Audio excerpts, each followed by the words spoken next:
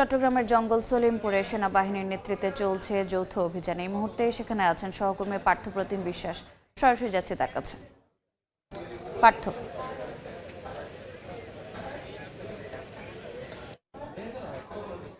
আমরা দেখেছি সেনাবাহিনীর নেতৃত্বে যৌথ বাহিনীর অভিযান চলছে চট্টগ্রামের সীতাকুণ্ডের জঙ্গল সলিমপুর এলাকায়। সেক্ষেত্রে আমরা দেখছি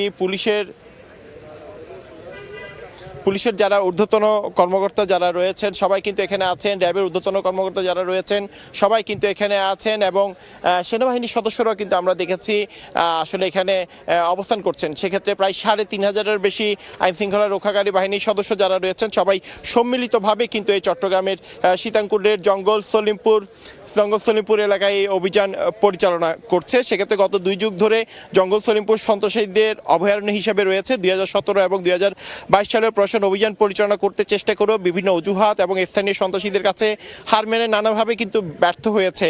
এভাবে রাষ্ট্রের সর্বোচ্চ পর্যায়ে সন্ত্রাসের প্রতি জিরো টলারেন্স এবং কঠোর বার্তা প্রদানে গোয়েন্দা প্রতিরক্ষা গোয়েন্দা তথ্যের ভিত্তিতে কিন্তু যৌথ বাহিনীর এই সমন্বিত কিন্তু অভিযান শুরু হয়েছে। ভোর থেকে কিন্তু অভিযান চলছে এবং এই অভিযানে কি উদ্ধার হয়েছে বা কোনো সন্ত্রাসী গ্রেফতার আছে কিনা সার্বিকভাবে যখন অভিযান শেষ হবে তখন কিন্তু সেই বিষয়টি জানানো যাবে। তবে আমরা এই অতিরিক্ত এডিশনাল ডিআইজির সাথে কথা বলেছিলাম, নাজবুল হাসানের সাথে। তিনি আমাদেরকে জানিয়েছে আসলে তাদের ইচ্ছা আছে এখানে অভিযান শেষ হওয়ার পর যৌথ বাহিনীর একটি অস্থায়ী ক্যাম্প এখানে এই জঙ্গল সলিমপুর এলাকায় গড়ে তোলা। এছাড়া তিনি জানিয়েছেন কিছু সন্ত্রাসী এবং কিছু অস্ত্র উদ্ধার আছে। যখন সম্মিলিতভাবে অভিযান শেষ হবে তখন সেটি জানা যাবে এবং তারা যখন ভোর রাতে অভিযান শুরু করে তখন কিন্তু এই আসলে বিভিন্ন জায়গায় কিন্তু সন্ত্রাসীরা কালভার্ট ভেঙে এবং ট্রাক রেখে কিন্তু তারা এই অভিযানের প্রতিবন্ধকতা সৃষ্টি করেছিল, এমনটি কিন্তু আমাদেরকে জানিয়েছে। তবে আমরা প্রায় ভোর থেকে শুরু করে প্রায় ৫ থেকে ৬ ঘন্টা হয়ে গেছে, এখনো কিন্তু